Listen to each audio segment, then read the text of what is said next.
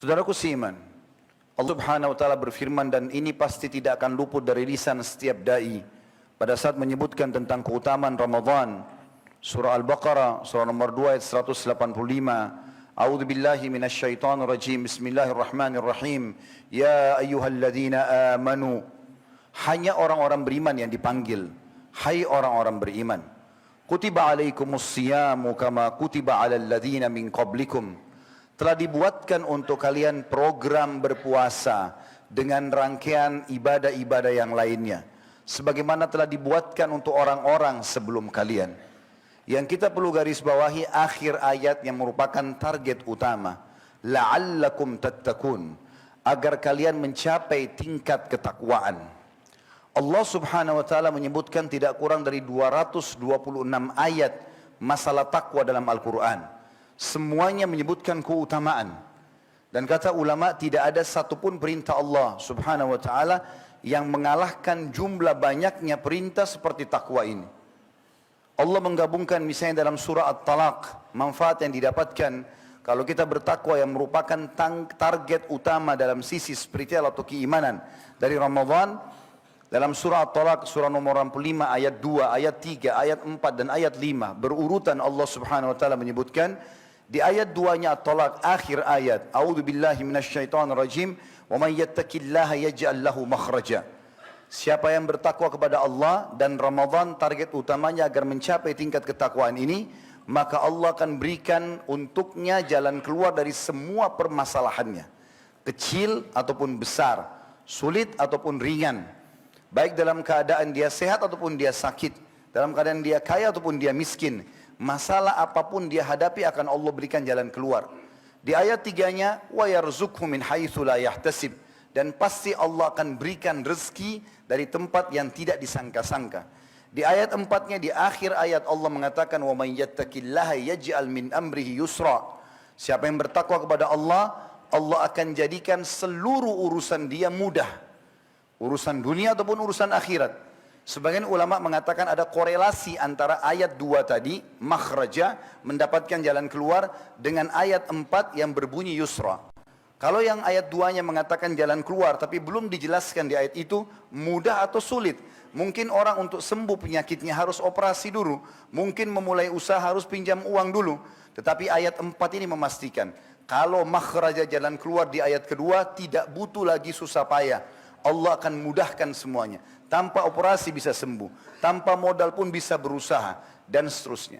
Dan ayat yang terakhir, ayat kelima, di ayat surah At-Talaq ini, 4 ayat berturut-turut. Di ayat 5-nya, di akhir ayat, وَمَنْ يَتَّقِ اللَّهَ يُكَفِّرْ عَنْهُ سَيِّئَاتِهِ وَيُؤْذِمْ لَهُ أَجْرًا. Siapa yang bertakwa kepada Allah, Allah akan ampunkan atau maafkan semua kesalahannya. Dan Allah akan lipat gandakan balasannya. Bahkan dalam surah Al-Imran, surah nomor 3, 133, Allah Subhanahu wa taala memastikan yang masuk surga hanya orang yang bertakwa saja. A'udzu billahi minasyaitonir rajim. Bismillahirrahmanirrahim. Wasari'u ila maghfiratin min rabbikum wa jannatin arduhas samawati wal ard uiddat lil muttaqin. Bergegaslah kalian kepada pengampunan Tuhan kalian dan kejarlah surga yang luasnya seluas langit dan bumi, dan itu hanya dijanjikan bagi orang-orang yang bertakwa. Jadi sekian banyak manfaat ketakwaan itu akan kita dapatkan, dan itu menjadi target utama bulan Ramadan ini. Saudaraku seiman, untuk menjadi orang yang bertakwa sangat mudah. Apalagi di bulan Ramadan ini. Karena semua yang bersyahadat, mau di Asia Tenggara, mau di Eropa, mau di Afrika, mau di Amerika, mau di Australia, semuanya akan meningkatkan ketakwaan mereka. Kita kalau siang hari ke Amerika, ke Eropa, ke Timur Tengah, ke Asia Tenggara, ke Australia, maka kita akan temukan kaum muslimin berpuasa. Dan pada malam hari kita temukan mereka akan sholat tarawih. Kita akan temukan masjid akan ramai dengan orang membaca Al-Quran, zikir, majlis ilmu, penuh semua dengan kebaikan-kebaikan. Kira-kira saudaraku seiman, kalau Ramadan saja anda tidak menjadi baik, kira-kira kapan anda akan jadi orang baik? Kalau Ramadan saja tidak puasa, kapan anda akan puasa? Kalau Ramadan anda tidak sholat malam atau tarawih, maka kapan anda akan sholat? Kalau Ramadan tidak baca Quran, tidak bersedekah, tidak berzikir, tidak hadir majelis ilmu, lalu kapan akan kita lakukan? Sementara satu dunia ini, umat Islam tidak kurang dari 3 miliar jumlahnya. Kalau kita ambil misalnya 2 miliar orang-orang dewasa, 1 miliarnya anak-anak, 2 miliar saja berarti 2 miliar orang sedang melakukan perbuatan kebaikan. Oleh karena itu Ramadan adalah lembaga training massal untuk peningkatan spiritual ini. Sampai kata Nabi SAW, ragama anfumri'in, sungguh terhina seseorang itu. Siapa yang mendengarkan aku diucapkan di sisinya, Nabi Muhammad SAW, kemudian dia tidak mengucapkan salam kepadaku. Juga terhina seseorang yang mendapatkan Ramadan, kemudian Ramadan itu pergi, kemudian atau sampai dia belum diampuni dosanya. Dan juga terhina orang yang mendapatkan kedua orang tuanya, dan akhirnya kedua orang tuanya meninggal, tapi tidak sempat memasukkannya ke dalam surga. Kalau orang di bulan Ramadan ini teman-teman sekalian mengikuti program yang sederhana saja, puasanya, dan puasa adalah ibadah yang paling besar pahalanya. Salat tarawih kayak tadi, dan tarawih adalah maknanya santai. Sebenarnya tarawih, qiyamul lail, qiyamul Ramadan, ya, namanya tahajud sama saja. Cuma bedanya di Ramadan diistilahkan dengan tarawih karena dalam syariat Allah diperintahkan untuk dimudahkan kita setelah ba'da isya sudah bisa sholat malam. Kalau hari-hari lain mungkin kita dianjurkan tidur dulu baru sholat di akhir malam. Maka dikatakan santai. Dan keduanya puasa dan sholat ini kalau dikerjakan dengan syaratnya, man shoma Ramadan, kalau tentang sholat man qama Ramadan. Dua-duanya hadis Bukhari Muslim, imanan wahtisaba, ghufira lahu ma taqaddama min dzambi. Akan dibersihkan semua dosa-dosanya yang telah lalu. Asal dia berpuasa dan sholat tarawih karena dua syarat. Karena keimanan, betul-betul karena perintah Allah, bukan karena ajakan teman, bukan tidak enak sama atasan, sama pasangan, sama lingkungan. Ada orang, nggak ada orang tetap saya puasa, ada orang, nggak ada orang tetap saya sholat malam atau sholat tarawihnya, maka dan mengharapkan pahalanya, maka akan dibersihkan dosa-dosanya yang telah lalu. Saudaraku seiman rahimani rahimakumullah. Kalau keimanan itu sudah tertanam dalam hati dan iman ini dalam manhaj ahli sunnah wal jamaah, dia bertambah dengan ketaatan, berkurang dengan kemaksiatan. Kalau iman itu terus bertambah dan dipupuk, terutama di bulan Ramadan ini, karena memang semua orang menuju kepada kebaikan dan banyak keutamaan-keutamaan, terutama musuh utama kita, syaitan lagi dibelenggu. Kata Nabi SAW, telah datang kepada kalian bulan Ramadan, bulan yang penuh dengan berkah. Kalau makan cukup, kalau minum cukup, waktu terasa panjang, kalau ibadah terasa nyaman. Bulan di mana dibuka semua pintu surga.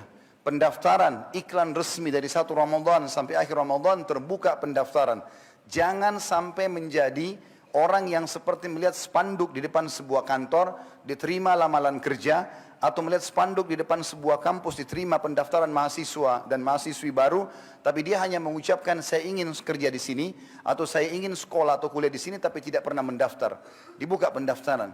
Surga dibuka teman-teman sekalian, tempat abadi di mana kalau orang masuk ke dalamnya kata Nabi SAW tidak akan pernah habis masa mudanya, tidak akan rusak atau usang bajunya dan juga tidak akan pernah dia merasakan rasa sakit lagi. Abadi selamanya. Dibuka pendaftaran dan ditutup semua pintu neraka. Makna ditutup adalah sejalan dengan hadis lain, sesungguhnya di bulan Ramadan di setiap malam Allah memiliki hamba-hamba yang dibebaskan dari api neraka. Namanya dihapus selamanya hanya dengan memohon kepada Allah Subhanahu wa taala. Dan di bulan Ramadan semua syaitan-syaitan dibelenggu. Tangannya dua-duanya diikat di lehernya dan juga kedua kakinya dibelenggu. Kalau kita berlomba lari dengan musuh kita atau rival kita, sementara musuh kita dibelenggu diikat, kita biar jalan santai pasti menang. Selama ini selain Ramadan kita leluasa digoda oleh syaitan.